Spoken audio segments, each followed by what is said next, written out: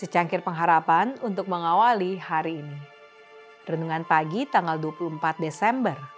Keajaiban dan misteri. Lukas 2 ayat 7 berfirman, "Dan dia melahirkan seorang anak laki-laki, anaknya yang sulung. Lalu dibungkusnya dengan kain lampin dan dibaringkannya di dalam palungan, karena tidak ada tempat bagi mereka di rumah penginapan." Saya pernah melihat lukisan karya Julius Gary Melchers yang sederhananya berjudul Kelahiran. Semakin lama saya memandangnya, semakin ia tampak bergetar dengan misteri seperti pada lukisan Starry Night di masa lalu. Mungkin itulah caranya artis menangkap wajah penuh perenungan dari suami bukan ayah saat dia mencondongkan tubuh ke depan dan termenung menatap bayi yang baru lahir di depan kakinya tertidur dalam kotak jerami yang kasar itu. Atau mungkin itu adalah ungkapan terkuras dari ibu muda yang kelelahan yang terbaring di lantai yang dingin dengan bahu yang terkulai bersandar pada dinding kandang. Matanya yang lelah setengah terbuka, wajahnya yang letih bersandar ke samping suaminya. Itu membuat Anda bertanya-tanya, apakah yang direnungkan sang suami? Apakah yang ada di pikirannya? Dan apa yang dipikirkan si ibu muda? Apakah mereka keheranan bahwa bayi sederhana tersebut adalah bayi suci? Ellen White menulis, pekerjaan penebusan disebut sebagai misteri. Dan itu sesungguhnya adalah misteri yang melaluinya kebenaran abadi diberikan kepada semua orang yang percaya.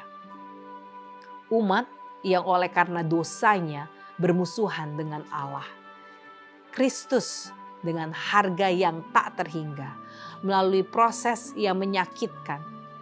Misteri bagi malaikat maupun manusia mengambil kemanusiaan. Menyembunyikan keilahiannya, mengesampingkan kemuliaannya. Dia dilahirkan sebagai seorang bayi di Bethlehem.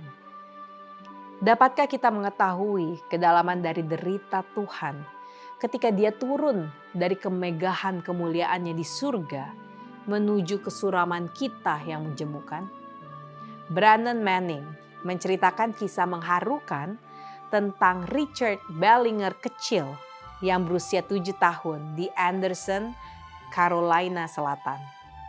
Itu adalah sehari sebelum Natal ketika Ibu Richie sedang sibuk membungkus beberapa paket dan meminta kepada anaknya yang masih muda jika dia bersedia untuk menyemir sepatunya. Segera dengan senyum bangga dari seorang anak yang baru berusia 7 tahun dapat berikan. Dia menyerahkan sepatu mengkilap itu untuk diperiksa. Ibunya sangat senang sehingga dia memberinya uang 25 sen. Pada pagi hari Natal saat ibunya mengenakan sepatu itu untuk pergi ke gereja, dia merasakan ada tonjolan aneh di salah satu sepatu. Melepaskannya, dia mengibaskan sepatunya dan menjatuhkan 25 sen yang dibungkus dengan selembar kertas kecil.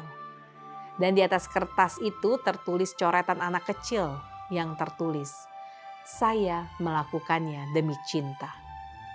Itu dia, bukankah demikian? Di sana, dalam bayang-bayang gelap kandang, di halaman belakang, kita membuka bungkus kado Natal pertama.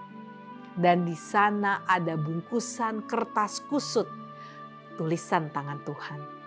"Saya melakukannya demi cinta." Oh tentu tata bahasanya akan lebih baik. Tetapi bisakah Anda mengatakannya dengan lebih jelas?